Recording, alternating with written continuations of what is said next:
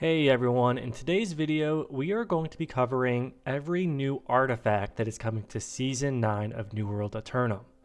AGS just launched this brand new article that just gives us a deeper dive into each of the new artifacts as well as the small tweaks to some of the pre-existing artifacts. So let's just go ahead and jump into the very first one, which is the Plagueherald Mask. As you can see, they kind of list off the different perks here, and this new artifact has this new Plague Spreader perk, which seems to be very interesting. It calls out that abilities and light attacks inflict a stack of 3% disease, and you can have up to 10 stacks of that. Plus, you also gain 1% disease per stack applied. Once you hit 10 stacks, a heavy attack will consume all stacks to trigger a 6-second cloud around the target, inflicting 20% disease and 10% weaken to nearby enemies, and there's a 12-second cooldown there. Now this is a very interesting artifact here. I can see this working out pretty well with some sort of lifesteal Void Gauntlet, like a Void Blade build. It definitely kind of builds upon kind of like that whole disease output type of strategy, plus the fact that you will also be picking up some disease means that the lifesteal and just overall survivability is definitely going to be needed, because you're essentially going to be debuffing both you and the enemy. So you want to make sure you survive up until you hit that 10 stacks where you really just kind of finish off and debuff the enemy that you're trying to take down. It also has these other perks like refreshing and freedom, which is great, and it looks like you can get this directly from the PvP reward track. Next up, we have the Hammer of Yeet. For those of you who played the PvP seasonal world, you probably have seen this before, and thankfully it looks like we still have a similar perk here, the Yeet perk, which has a 300% push distance and 10% base damage to all Warhammer knockbacks. So clear out is super fun with this. You can knock an enemy extremely far. It's funny to watch, honestly, and you can actually ignite the target and hit another target that basically makes contact with whoever you flung with the clear out itself. It also has Plague Strikes and Sundering Clear Out plus alternating enchantment, which is nice because you can kind of alternate like a quick basic attack and then go to ability and then vice versa, just to help dish off as much DPS as possible. I probably will be creating a build next season focused around this artifact and doing a bit of a haste light Hammer of Yeet build, just gonna troll around a little bit with it, but I do think it could be a lot of fun. The other huge artifact weapon coming is the Crescent's Wave, which is a new Greatsword. This also was in the PvP seasonal world, and it includes the Parallax perk, which has a 12% base damage to targets further than 10 meters away. You might be asking, how am I even going to be attacking an enemy that's 10 meters away with a Greatsword? Well, that's because of the Crescent Wave perk. While you are above 50% health, if you use a heavy attack with this artifact weapon, a large projectile is going to be coming from the top of your sword, and it deals 150% weapon damage. Melee heavy attack damage is reduced by 50% as well, but each wave costs 20 mana, so you will have to actually utilize your overall damage output, take a look at your health to make sure your heavy attacks actually do push out these projectiles, and just making sure you're fully aware of everything that's going on around you.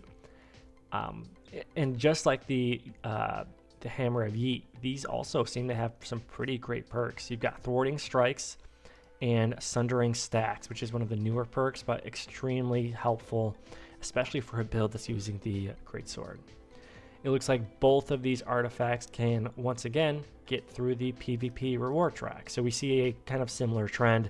It's a very PvP-oriented season, it seems like, especially with Capture the Flag. So you will definitely want to grind out some PvP in order to get all three of those artifacts. Now moving on to some remastered artifacts. The first one is the Vengeance Lifestaff, which honestly, people never really used.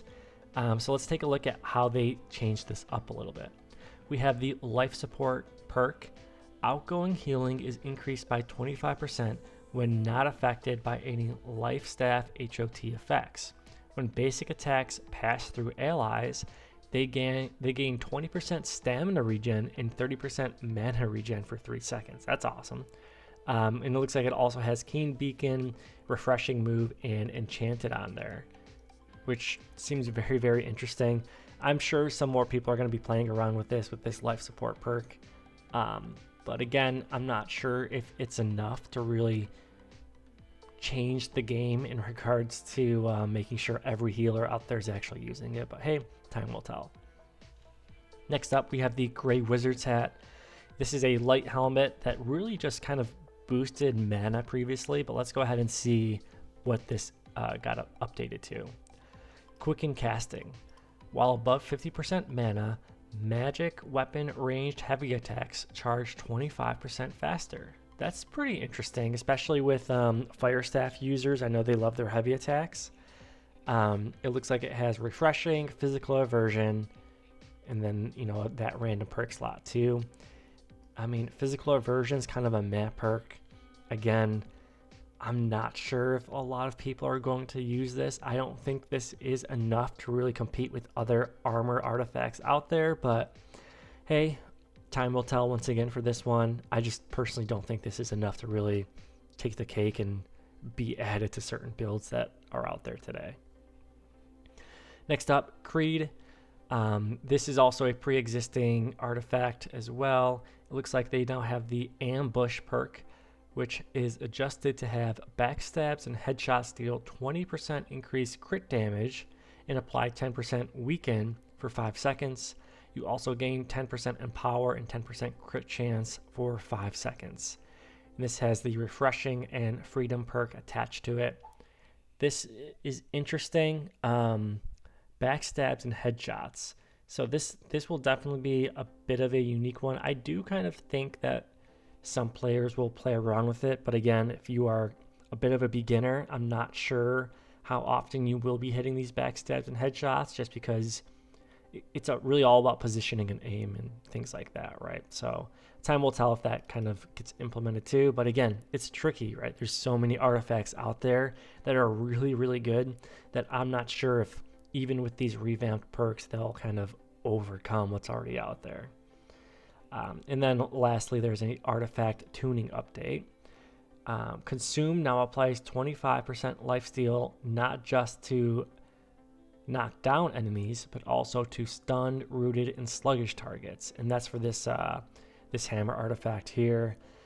It definitely makes it more usable across multiple builds, but again, I don't think it's enough to really be utilized.